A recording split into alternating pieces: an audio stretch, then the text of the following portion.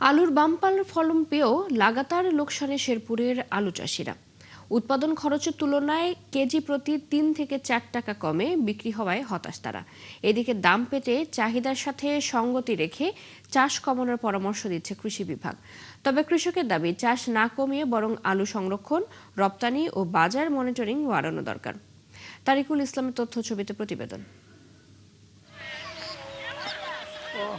চলছে চলতি মৌসুমের আলু তোলার ধুম, মাঠে ব্যস্ত কৃষাণীরা। শেরপুর জেলার বিস্তীর্ণ চরাঞ্চলে বরাবরের মতো এবারও আলুর বাম্পার ফলন। তবে মন্দা বাজার দরে হতাশ চাষিরা।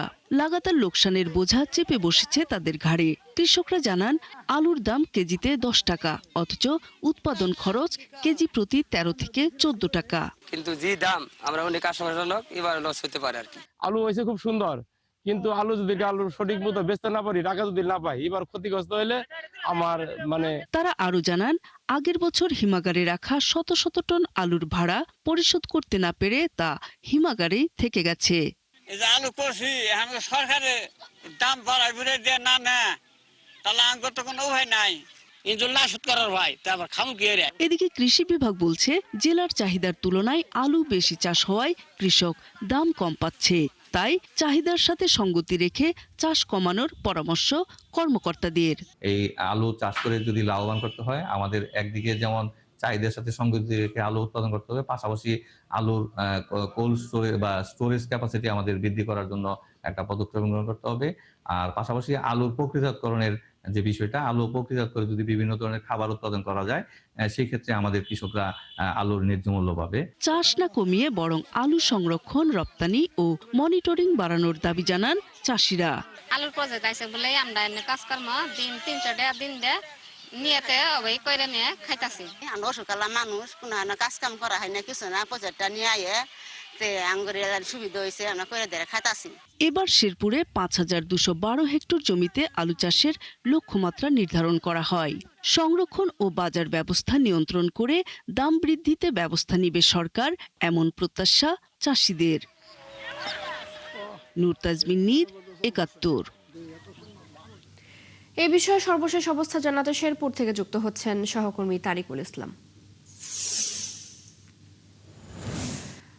তারিকুল, আলুর বর্তমান দাম কেমন, চাষিরা ন্যায্য মূল্য পাচ্ছেন কিনা, কৃষি কর্মকর্তারা চাষিদের কি পরামর্শ দিচ্ছেন, সব মিলে বিস্তারিত জানাবেন।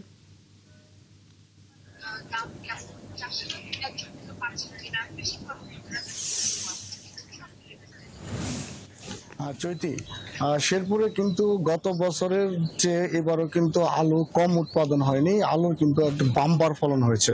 কিন্তু চাষিদের যে গতবারের চেয়েও এবারও কিন্তু একই অবস্থা, চাষিরা কিন্তু দাম পাচ্ছে না, দাম না পেয়ে কৃষকরা কিন্তু হতাশ। চাষি পর্যায়ে কিন্তু আপনি যেটি জিজ্ঞেস করলেন যে এটা অনলি শুধু 10 টাকা কিন্তু কেজিতে তারা দাম পাচ্ছে। এতে কৃষকের যে উৎপাদন খরচের চেয়ে প্রায় 3 থেকে 4 টাকা কম। আমরা কৃষকদের সাথে কথা বলেছি, কৃষকরা আমাদেরকে জানিয়েছে যে তাদের উৎপাদন খরচই 13 থেকে 14 টাকা।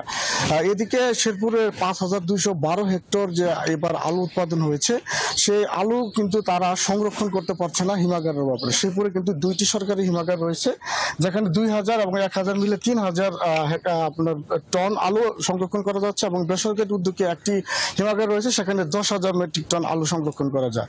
কিন্তু শেরপুরে কিন্তু প্রায় লক্ষাধিক টন আলু কিন্তু এবার উৎপাদন হয়েছে, যে আলু কিন্তু তারা সংরক্ষণের জন্য কিন্তু বিকল্প কোনো তারা রাস্তা পাচ্ছে না। কৃষকদের কিন্তু দীর্ঘদিন ধরে একটা দাবি ছিল সরকারের প্রতি, আলুর বিকল্প যে ব্যবহার, বিভিন্ন ধরনের খাবারের আইটেম তৈরি করা এবং দাম বাড়ানোর জন্য দেশের বাইরে আলু রপ্তানি করা এবং কোল্ড স্টোরেজের ব্যবস্থা করা। এই বিষয়গুলো যদি নিশ্চিত করা হয়, শেরপুরের কৃষকরা কিন্তু আলুর ন্যায্য মূল্য তারা পাবে। চৈতি, একটা জিনিস বলে রাখি, শেরপুরের যে বেসরকারি যে হিমাগার তাজ কোল্ড স্টোরেজ, এটা কিন্তু গত 15 দিন যাবৎ কিন্তু বিজি রয়েছে। জেলার বিভিন্ন এলাকা থেকে কিন্তু চাষিরা এখানে আলু এনে রাখার চেষ্টা করছে। কৃষি বিভাগ বলছে আলু কিন্তু প্রাকৃতিকভাবে সংরক্ষণ করে 2 থেকে 3 মাসের বেশি কিন্তু রাখা যায় না, আর বিকল্প হিসেবে কিন্তু কোল্ড স্টোরেজের ব্যবস্থা করতে হয়।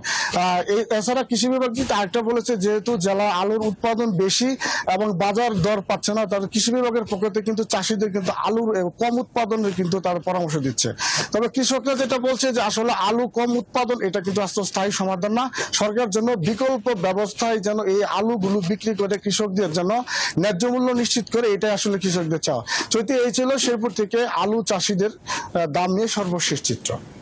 তারিকুল, ধন্যবাদ আপনাকে।